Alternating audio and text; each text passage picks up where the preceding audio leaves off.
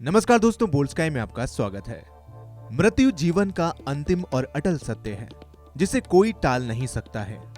जिसने जन्म लिया है उसकी मृत्यु अटल है।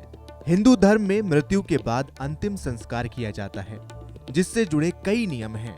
उन्हीं में से एक है बेटे द्वारा मुखाग्नि देना। यानी कि हिंदू धर्म की परंपरा के अनुसार घर के किसी भी सदस्य की मृत्यु पर उन्हें सिर्फ और सिर्फ बेटा या घर का लड़का ही मुखाग्नि दे सकता है। लड़कियों को अंतिम संस्कार करने की सख्त मनाही होती है। आइए ज्योतिष एक्सपर्ट की जानकारी के आधार पर जानते हैं आखिर इसके पीछे कारण क्या है। शास्त्रों में वर्णित जानकारी के अनुसार अंतिम संस्कार के दौरान जितनी भी क्रियाएं होती हैं वो मृतक के पुत्र द्वारा निभाई जाती हैं। अब सवाल ये उठता है कि बेटा ही क्यों, बेटी क्यों नहीं? तो इसका जवाब भी शास्त्रों में लिखा हुआ है। शास्त्र कहते हैं कि पुत्र शब्द दो अक्षरों से मिलकर बना है। पू यानी कि नरक और त्रा यानी कि त्राण। इस हिसाब से पुत्र का अर्थ हुआ नरक से तारने वाले, यानी कि नरक से निकालकर पिता या मृतक को उच्च स्थान पर पहुंचाने वाला।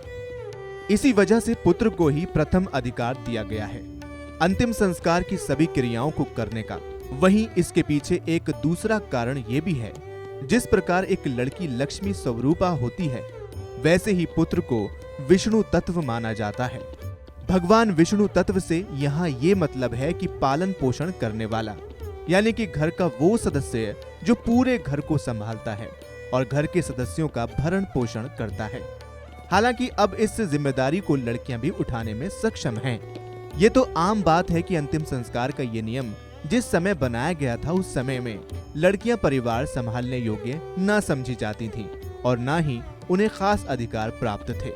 लिहाजा सालों से परंपरा ने अपनी जड़ें जमा ली।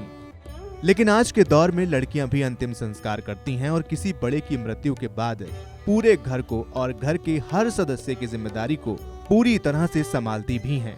हालांकि अब भी कई घरों में ये रिवाज कायम है, तो इस कारण से सिर्फ लड़के ही अंतिम संस्कार करते हैं। आइए अब अंतिम संस्कार से जुड़े कुछ बेहद जरूरी नियमों पर भी नजर डालते हैं।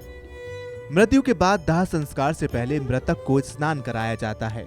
इसके बाद उसके शरीर पर चंदन, घी और तेल का लेप लगाकर नए वस्त्र पहनाए जाते हैं। हिंदू धर्म में सूर्यास्त के बाद कभी भी दाह संस्कार नहीं किए जाते हैं। माना जाता है कि जिस व्यक्ति का अंतिम संस्कार सूर्य अस्त के बाद होता है उसकी आत्मा परलोक में भटकती है।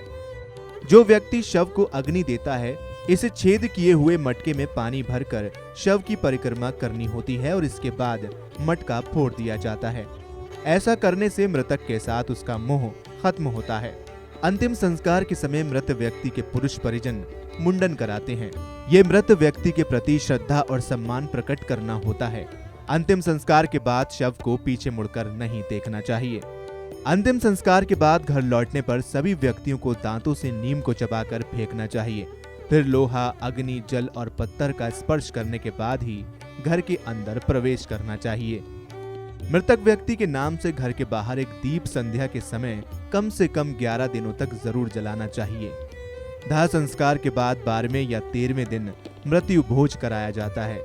दरअसल मृत्यु के बाद मृतक के घर पर बाहरी लोग नहीं आते, लेकिन मृत्यु भोज के बाद आमतौर पर बाहरी लोगों का आना जाना पुनः प्रारंभ हो जाता है। फिलहाल इस वीडियो में इतना ही। अगर आपको ये जानकारी पसंद आई हो तो इसे लाइक करें, शेयर करें और इसी तरह की वीडियो देखने के लिए हमारे चैनल को सब्सक्राइब करें।